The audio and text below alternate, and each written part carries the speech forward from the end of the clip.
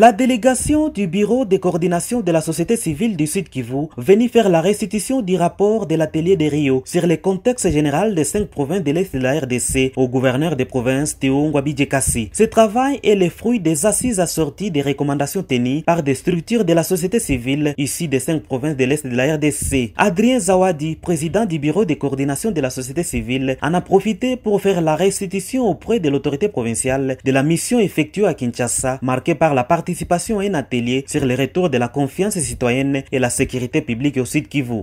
Et à l'issue de cet atelier, 4 axes de résolution ont été pris. Le premier axe, c'est la cessation des hostilités au Sud Kivu. Le deuxième axe, c'est le DDRC et l'implication de la société civile et de la province. Le troisième axe, c'est l'axe humanitaire et le dégonflage des camps de déplacés dans les territoires. Et le quatrième axe, c'est l'axe sensibilisation mixte et intercommunautaire de groupes armés. Le gouverneur rassure, il a été satisfait par rapport à la recherche de la paix et de la sécurité dans la province. Il a même annoncé qu'il organise un forum sur la question de sécurité et de développement de la province et où il attend beaucoup plus la participation active et l'apport de l'expertise de la société civile.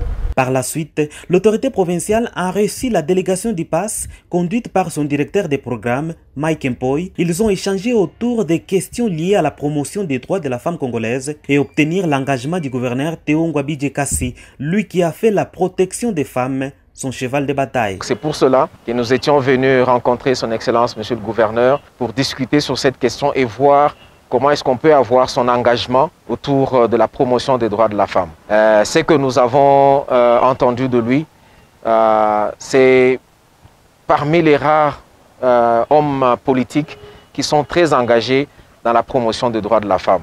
Signalons enfin que les deux délégations ont quitté le bureau du gouverneur, satisfaites, car ayant échangé avec un homme réceptif.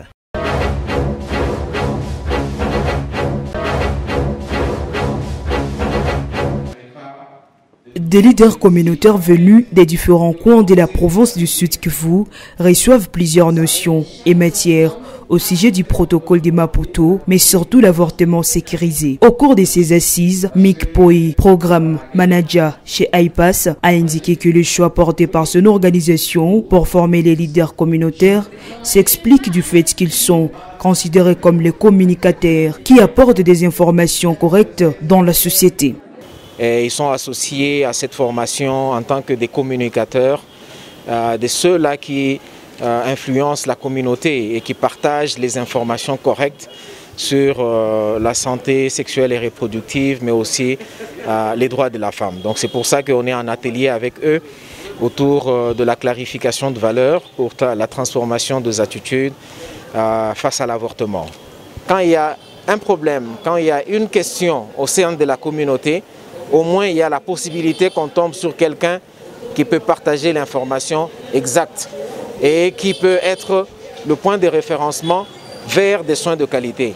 Aujourd'hui, l'avortement est en train d'endeuiller le pays. Beaucoup de femmes meurent dans notre pays à cause des charlatans qui sont en train d'offrir des soins qui sont censés être offerts par les prestataires de soins. À l'issue de cet atelier, un cadre d'échange sera mis en place pour le suivi de la mise en œuvre du protocole de Maputo et sa vulgarisation. Signalons que ces assises vont prendre 3 jours, soit du 19 au 21 août. Les participants sont venus des différentes associations de la province. Les condamnés sont Foura Moulokwa et son mari Justin Koulimouchi, ainsi qu'Eve Sabouni pour kidnapping et torture des enfants. Simon Ijimbere, lui, passera 3 ans en prison pour tentative d'enlèvement des enfants, alors que Mole Zouamoulogwa a été acquitté et relaxé. Un verdict qui réjouit la société civile, mais qui s'attendait aussi à la condamnation du meneur par accoutumance vu son absence au procès. André Biadounia, coordonnateur de la société civile Axe Ouvira Fizi, dans ses propos recueillis par Natacha Mingu Andrea. Nous nous réjouissons du verdict qui est tombé hier au tribunal de grande instance d'Ouvira, condamnant les présumés et complices dans le kidnapping des enfants à Ouvira. Nous en sommes vraiment réjouis, nous sommes contents.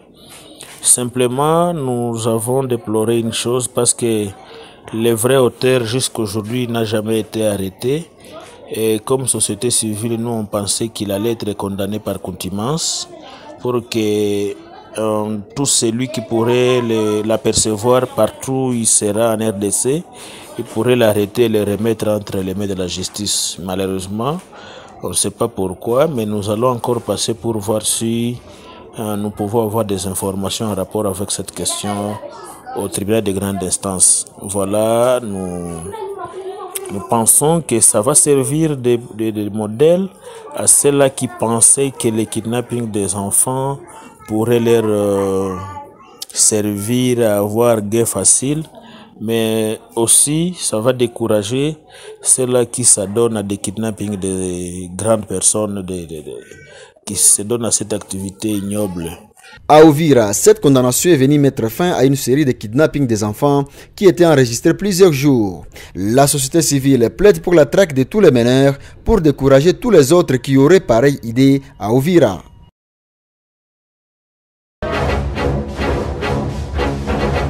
La population se plaint de l'exploitation des Chinois qui sont en train de vraiment dévaster leurs champs, leurs étangs piscicoles. Et ces mêmes Chinois ne respectent même pas les cahiers de charges. Ce sont des Chinois qui arrivent et qui sont sous haute protection militaire, bien sûr, qui arrivent et qui commencent à exploiter les champs d'autrui.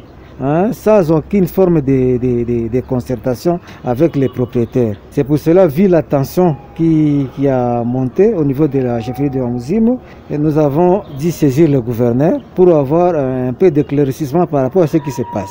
Il faut dire aussi que nous avons saisi le ministre plusieurs fois par rapport à cette question, mais toutes les rencontres avec le ministre provincial en charge des mines sont soldées vraiment sans solution.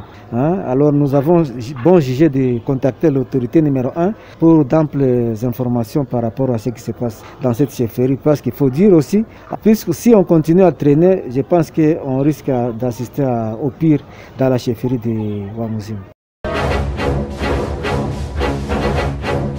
85 ans déjà depuis sa construction, le lycée Wima se détériore à petit feu.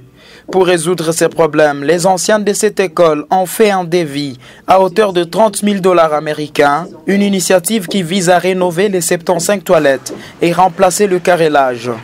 D'où l'invitation de Mme Bilougué Moucheguera, ancienne du lycée Wima, à un collecte de fonds afin de lutter contre la détérioration de cette école. Vous publiez aussi nos comptes et nous avons aussi des téléphones où ils peuvent nous appeler le même jour pour faire leur souscription, pour faire leurs propositions. On a toujours besoin de conseils et aussi pour apporter ce qu'ils peuvent apporter pour refaire les toilettes.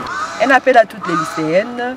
Lycée Wima, notre maison, pensionnat Albert Ier, elle s'identifie aussi beaucoup nos grandes à cette école parce que c'est réellement ça.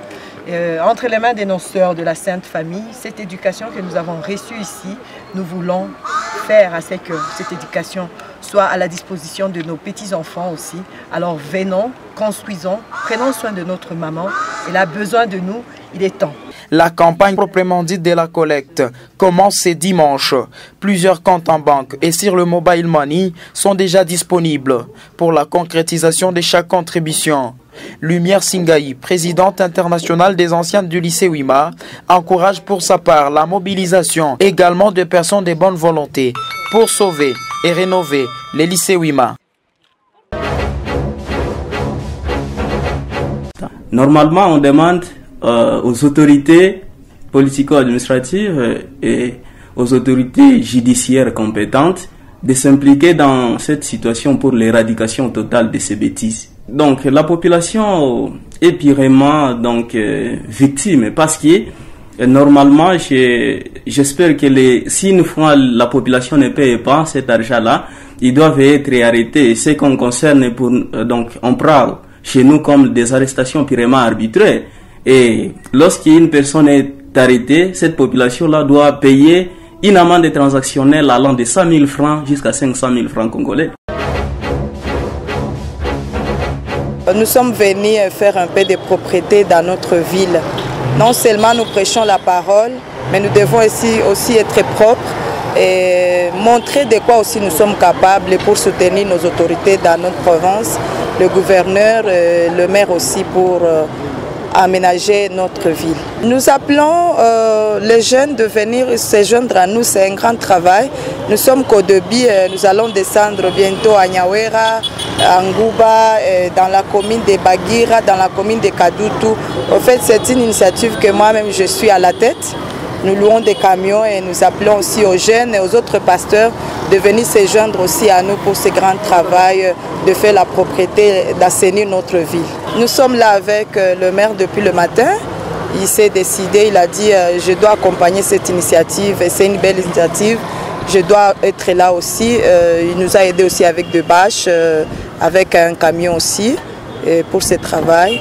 Nous sommes là avec la société civile aussi qui nous a accompagnés. Journée de Salongwe de Dieu pour le samedi. Nous, on n'a pas voulu entrer dans cette journée. On a voulu faire nous-mêmes, mais pour cette journée, monsieur le maire avait accepté notre proposition que nous, on doit commencer à travailler les jeudis et pour la ville en général, et ils vont commencer à travailler les samedis pour qu'il y ait